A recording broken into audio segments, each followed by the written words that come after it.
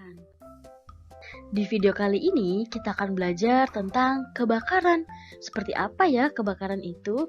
Yuk simak videonya dan catat bagian terpenting dari materi ini ya. Nah anak-anak, kita bahas yuk. Apa ya kebakaran itu? Kebakaran merupakan bencana alam yang disebabkan oleh api yang besar. Kebakaran menyebabkan banyak kerugian loh. Kebakaran itu bisa terjadi di rumah ataupun di alam. Anak-anak udah pernah lihat belum kebakaran? Serem banget ya pastinya.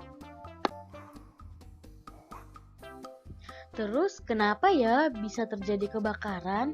Jadi kebakaran bisa terjadi karena faktor alam. Musim kemarau membuat tumbuhan menjadi kering. Tumbuhan yang kering kemudian tertiup angin dan saling bergesekan. Hal ini menimbulkan percikan api. Nah, percikan api itulah yang menyebabkan kebakaran. Contohnya seperti pada gambar. Serem banget ya. Selanjutnya, kebakaran dapat terjadi karena perbuatan manusia itu sendiri. Kebakaran dapat terjadi karena kelalaian manusia, seperti memasak sambil menerima telepon. Nah, hal ini mengakibatkan kita akan lupa mematikan kompor. Jadi deh kebakaran. Kemudian membakar sampah sembarangan, serta membuang puntung rokok sembarangan. Ini juga bisa menjadikan kebakaran. Kemudian menyambung kabel listrik secara bertumpuk, contohnya seperti pada gambar. Keadaan ini dapat menimbulkan korsleting listrik loh. Nah, anak-anak, selain faktor alam dan faktor perbuatan manusia, anak-anak juga harus berhati-hati ketika sedang menggunakan api. Jauhilah barang yang mudah terbakar seperti kertas, kayu, plastik, dan kain. Terus gimana dong kalau sudah terjadi kebakaran? Nah, anak-anak harus tenang ya dan carilah solusi yang terbaik. Nah, anak-anak, yuk kita bahas bagaimana cara menanggulangi kebakaran. Saat sudah terjadi kebakaran, maka lakukanlah cara seperti berikut.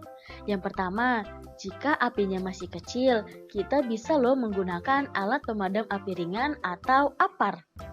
Yang kedua, jika bermula dari kompor, gunakanlah karung goni, handuk, atau selimut basah untuk mematikan api. Yang ketiga, jika kebakaran berasal dari listrik, anak-anak harus segera putus aliran listrik atau matikan saklar ya. Yang keempat, jika api mulai membesar, segeralah hubungi pemadam kebakaran. Akibat dari bencana kebakaran itu sangat banyak loh. Kebakaran menyebabkan banyak kerugian di masyarakat seperti pertama, kerugian materi, yaitu hilangnya tempat tinggal, hilangnya harta benda, hilangnya surat berharga, rusaknya sarana komunikasi, dan rusaknya jaringan listrik. Yang kedua, ada kerugian non-materi, yaitu trauma secara serius dan kesedihan yang mendalam. Nah, anak-anak, akibat terparah dari bencana kebakaran yaitu munculnya korban jiwa. Hal ini seringkali terjadi dikarenakan tertimpa reruntuhan bangunan atau terlalap oleh api. Jadi, anak-anak harus hati-hati ya. Yuk anak-anak, mari kita hindari penyebab terjadinya kebakaran agar kita terhindar dari bencana kebakaran.